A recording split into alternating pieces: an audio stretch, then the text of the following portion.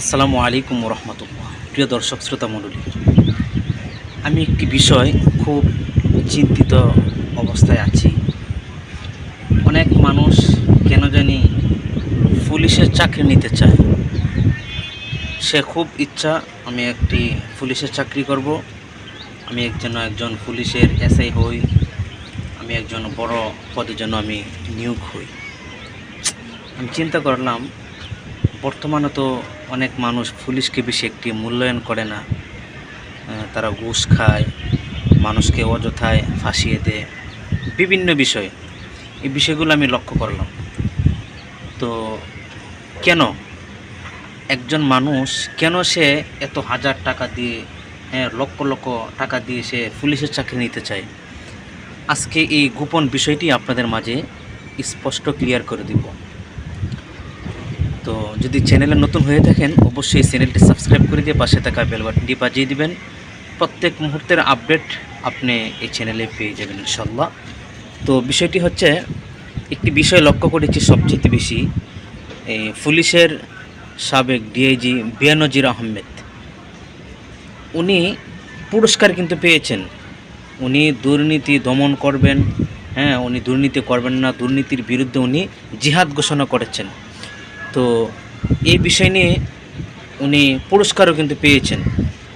তো যখন উনি রিটায়ার প্রাপ্ত হয়ে যান, তখন দুদুকে যখন ওনাকে ওনার সম্পত্তির প্রতি যখন চাপ দেয়, তখনই কিন্তু বিড়াল, লুকায়িত বিড়াল কিন্তু বেশি আসছে। উনি কতটুকু সত্যবাদী লোক ছিলেন। তো প্রিয় বন্ধুরা আমার, তো ইদানিং দেখছি দুর্নীতি পুলিশের চাকরি নিতেই, পুলিশের চাকরিতে সে মাত্র জয়েন করেছে, একটি অফিসার সে হয়েছে, বাড়ি বাবা, তার বাড়ি ঘর, বিভিন্ন পার্ক, তার কোনো কিছুর অভাব নেই।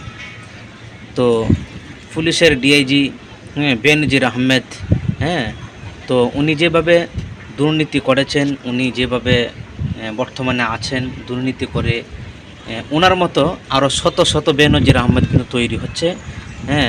আরও অনেক বেনজিরই কিন্তু তাদেরও সম্পত্তি, যত সম্পত্তি তারা দখল করেছে, এই সম্পত্তি কিন্তু জব্দ করা হচ্ছে বর্তমানে। তো আপনারা দেখছেন, স্ক্রিনে দেখেন দুইটি পিকচার দেওয়া আছে। ওনারাও কিন্তু বেনজির আহমেদের মতোই কিন্তু তারাও কিন্তু ভুক্তভোগী। আজকে 2-3 দিন যাবৎ বিভিন্নভাবেই তাদেরকে সোশ্যাল মিডিয়াতে প্রচার করা হচ্ছে, এই আরেক নতুন বেনজির আহমেদ শুরু হচ্ছে। তো আমরা কি করব? আমরা যারা সাধারণ মানুষ আছি, আমরা এই জগতে, আমরা এই দেশের মধ্যে কিভাবে আমরা বসবাস করব? একবার চিন্তা করছেন? তো এভাবে যদি তারা যদি দুর্নীতি করে, নিজেদের বিলাসবহুল বাড়ি গাড়ি যদি করে, তাহলে আমাদের মতো সাধারণ মানুষ তারা কি করবে? তারা কিভাবে চলবে? তাদেরও তো সংসার আছে, তাদেরও তো একটা জীবন আছে, কিভাবে চলবে? তো আসলে বলার কোনো ভাষা নেই। আমাদের সরকার মহোদয় যদি এই বিষয়ে আরও উনি সতর্কতা অবলম্বন করেন, যারা দুর্নীতি করবে, এই বিষয় নিয়ে যদি উনি শক্তভাবে একটু কাজ করে যান, তাহলে আশা করি এরকম বেনজির আহমেদ বাংলাদেশে আর তৈরি হতে পারবে না।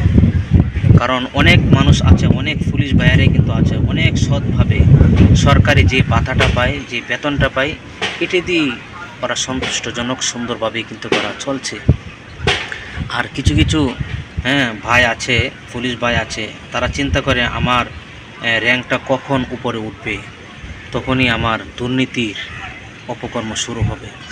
তো আমি বলবো ভাই, যে সমস্ত পুলিশ ভাইয়েরা আপনারা এই নিয়ত করে রেখেছেন, এই নিয়তগুলো আপনারা যদি করে থাকেন, তাহলে অবশ্যই এই নিয়তগুলো বাদ দিবেন। কারণ হচ্ছে, এই দুনিয়াটা কয়দিনের জিন্দিগি, কয়দিন থাকবেন? এই এত এত সম্পত্তি মানুষকে কষ্ট দিয়ে, মানুষের বুকে চুরি দিয়ে আপনি এই সম্পদগুলো গ্রহণ করবেন, কিন্তু হঠাৎ করে দেখবেন আপনি পৃথিবীতে নেই। এই সম্পত্তির মালিক কে হবে? আপনি কাকে দিয়ে দিচ্ছেন এই সম্পদগুলো? একটু বার এই চিন্তাগুলো করবেন। আমি আজকের এই ভিডিওটি বানানোর উদ্দেশ্য হচ্ছে একটু বোঝার জন্য। কারণ এই বেনজির আহমেদের মতন কত বেনজির আহমেদ শুরু হচ্ছে দেশের মধ্যে। তো আসলে আপনার এই কাজগুলো করবেন না, মানুষকে কষ্ট দিবেন না, হ্যাঁ, আপনারা দেশের জন্য কাজ করতেছেন, জনগণের নিরাপত্তার জন্য সবসময় এই চিন্তাটাই করবেন। আপনি দুনিয়াতে একটা কিছু পাবেন এই চিন্তা করবেন না, আপনি আখিরাতের জন্য কিছু করেন। আমি এতটুকু বলি আজকের ভিডিওটি শেষ করব। অনেক বাতাস, সেখানে কিন্তু অনেক বাতাস, অনেক। তো সকলে ভালো থাকবেন, পরবর্তীতে কোনো ভিডিওতে আপনাদের সাথে সাক্ষাৎ হবে। আসসালামু আলাইকুম ওয়া রাহমাতুল্লাহ।